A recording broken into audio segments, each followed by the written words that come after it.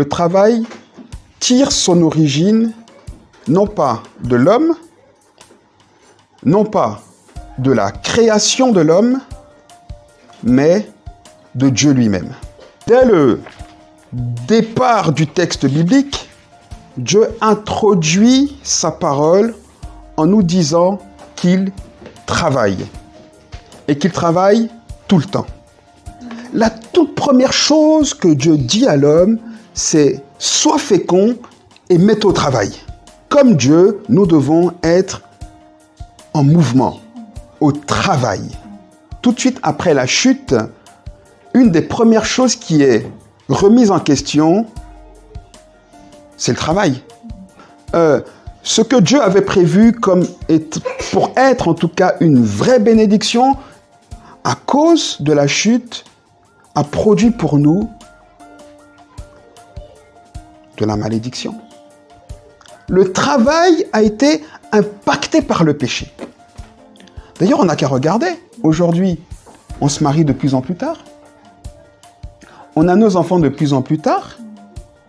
Tout ça à cause de quoi? À cause de nos carrières, à cause de notre travail, à cause de notre boulot. Le travail a une telle importance. Le travail, finalement, est devenu notre maître. La bonne nouvelle, Jean, quand il a vu Jésus, a dit « Voici l'agneau de Dieu qui fait quoi? Qui enlève le péché du monde. » Amen. Et donc, la venue de Jésus est venue non seulement pour restaurer l'impact du péché sur l'homme, mais également l'impact du péché sur la terre, et donc forcément l'impact du péché sur le travail. L'agneau de Dieu a déjà restauré pour chacun de nous ici le rapport au travail. Tout le long de la création, on voit toujours cette phrase qui revient « Dieu vit que c'était bon ». Et à la fin, qu'est-ce qui se passe? Dieu voit que l'homme qu'il a créé est très bon, donc sa création est très bien. Regardez ce qui se passe. Ça veut dire que Dieu fait, il fabrique, il fait, il crée, il se pose. Et puis regarde. Waouh! Ça nous enseigne quelque chose sur le travail. Ça nous enseigne que le travail nous apporte de la satisfaction, de l'épanouissement. Donc s'il n'y a pas déjà ces deux choses-là dans le travail où on est, il y a un problème. Il y aura toujours la frustration, ça c'est lié au péché. Mais si on n'est que frustré dans le travail, il y a un problème. Si on n'est jamais épanoui dans le travail, si jamais on regarde et puis on dit « Ouais, mais je fais quelque chose, je me sens... Ah, mais je sens que je participe à la gestion, je participe au schmilblick. » Encore une fois, s'il n'y a jamais ce sentiment-là, il y a un problème. Une autre chose qui est fausse aussi avec le travail, c'est une expression qu'on utilise de plus en plus souvent, travail alimentaire. C'est faux. Dans la pensée de Dieu, c'est faux. Alors ce qui est juste, c'est que clairement, on le voit même au commencement. Dès le départ, Dieu lie la prise en charge de nos besoins essentiels au travail. On travaille pour manger. On travaille aujourd'hui pour avoir une maison, pour s'habiller. Mais ça ne veut pas dire qu'on doit mettre de côté tout l'aspect d'épanouissement dans le travail pour dire je ne travaille que pour manger. Parce que si tu vas juste pour manger et que tu n'as pas de plaisir, là tu es sous l'effet, encore une fois, des effets de la chute sur le travail. Dans la parabole de l'enfant prodigue, le père va faire vers son fils aîné, il dit « Mais ton frère est rentré, t'es pas content, tu fais pas la fête ?» Il dit « Mais c'est quoi cette histoire, papa? Hein? Ton fils, il a fait n'importe quoi. Non seulement il t'a dépouillé d'une partie de ta fortune, il a dépensé, il revient, tu l'accueilles comme un roi, alors que moi, j'ai toujours été là, j'ai bossé comme un fou, tu m'as jamais donné même un agneau. » Et le père lui dit « Mais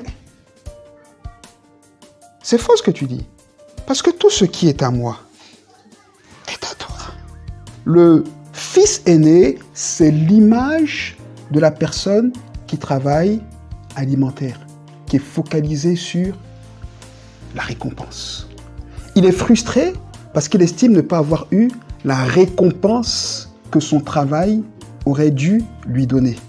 Quand on regarde son attitude, on voit qu'il est fermé, il y a que de la frustration. Il y a que de la frustration. Parce que travailler alimentaire ne peut nous apporter que de la frustration. Parce qu'on ne sera jamais assez payé. Parce qu'on est toujours fixé sur la récompense. S'il n'y a que la récompense qui t'intéresse dans ton boulot, tu seras toujours frustré. Parce que tu trouveras que tu en fais toujours trop. La Bible est bourrée de versets qui fustigient la paresse. Donc Dieu a horreur de la paresse. L'oisiveté. Dieu n'aime pas ça. Et l'image de l'enfant prodigue. L'enfant prodigue, il part, qu'est-ce qu'il fait? Il profite de la vie. Il ne fout rien. Il ne réfléchit même plus. Il boit, il danse, il fait d'autres choses que je ne citerai pas. Il profite et il mange les ressources de la terre, il ne participe pas, il ne produit pas, il ne sert à rien dans la gestion, dans le développement de ce monde. Il ne sert absolument à rien. Et le résultat, c'est quoi? C'est qu'il se retrouve à garder les porcs et qu'il veut manger la nourriture.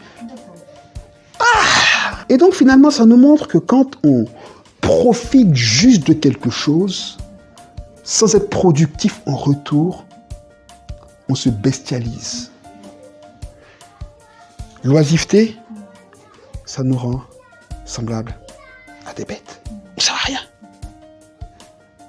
Et cet aspect est souligné encore par une autre parabole, qui est la parabole des ouvriers de la dernière heure. On regarde à l'employeur. Ici, il y a quelque chose de l'employeur qui doit nous interpeller. Ok. Il va chercher ces ouvriers-là et on se rend compte que finalement, on a derrière l'idée de cet homme, pas simplement de donner un salaire à ces personnes, mais de leur donner la possibilité d'être utiles dans la gestion du monde. Vous comprenez? Parce que si tu es là, et que tu ne fais rien, tu n'as aidé personne, tu n'as rien construit, tu n'as même pas balayé ta maison, tu n'as même pas tondu enfin, tu n'as rien, tu es là, tu sers à rien. Mais c'est la pire des choses. C'est ça. Le boulot, c'est ça. Le travail du point de vue de Dieu, c'est ça. C'est une bénédiction. C'est pas cette oppression qu'on vit. Ça, c'est lié au péché. On doit être sel et lumière dans ce monde. Et ça, pour ça, il faut beaucoup de foi. Et il faut avoir une vision du travail et du monde. Pas comme celle que le monde nous donne. Pas comme celle que notre éducation nous donne. Pas comme celle que notre culture, merci pour le mot, nous donne. Mais celle que nous donne la culture de Dieu. Parce que maintenant, on est citoyen du royaume de Dieu. Amen.